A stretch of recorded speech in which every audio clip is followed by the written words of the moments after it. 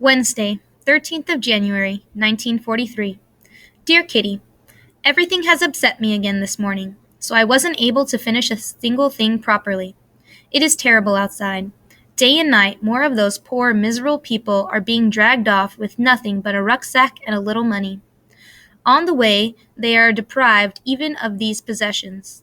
Families are torn apart, the men, women, and children all being separated. Children coming home from school find that their parents have disappeared. Women return from shopping to find their homes shut up and their families gone. The Dutch people are anxious too. Their sons are being sent to Germany. Everyone is afraid. And every night, hundreds of planes fly over Holland and go to German towns where the earth is plowed up by their bombs, and every hour hundreds and thousands of people are killed in Russia and Africa.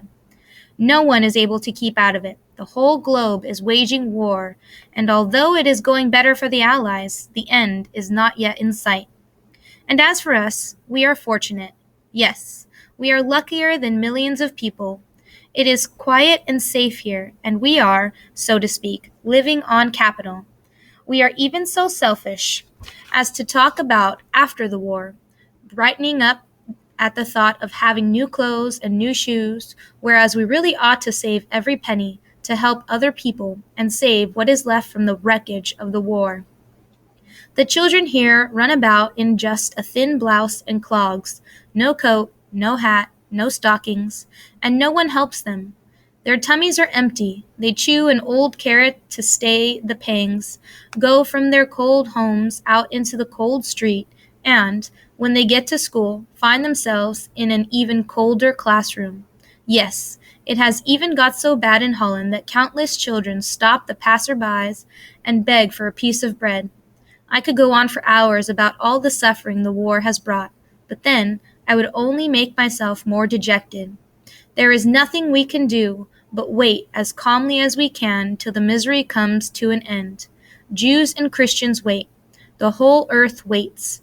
And there are many more who wait for death. Yours, Anne. Saturday, 30th of January, 1943. Dear Kitty, I'm boiling with rage, and yet I mustn't show it.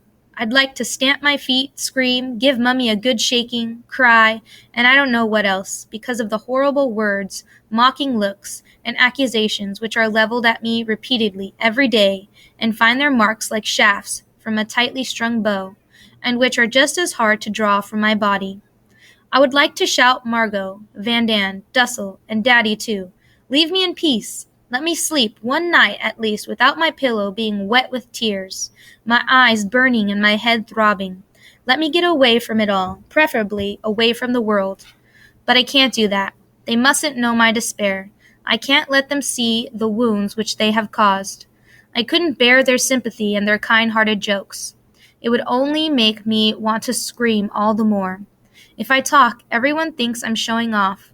When I'm silent, they think I'm ridiculous, rude if I answer, sly if I get a good idea, lazy if I'm tired, selfish if I eat a mouthful more than I should, stupid, cowardly, crafty, etc., etc. The whole day long I hear nothing else but that I am an insufferable baby, and although I laugh about it and pretend not to take any notice, I do mind. I would like to ask God to give me a different nature so that I didn't put everyone's back up. But that can't be done. I've got the nature that has been given to me, and I'm sure it can't be bad. I do my very best to please everybody, far more than they'd ever guess. I try to laugh it all off because I don't want to let them see me trouble. More than once, after a whole string of undeserved rebukes, I have flared up at Mummy. I don't care what you say anyhow. Leave me alone. I'm a hopeless case anyway. Naturally, I was then told I was rude and was virtually ignored for 2 days. And then, all at once, it was quite forgotten, and I was treated like everyone else again. It is impossible for me to be all sugar one day and spit venom the next. I'd rather choose the gold mean, which is not so golden, keep my thoughts to myself, and try for once to be just as disdainful to them as they are to me. Oh, if only I could.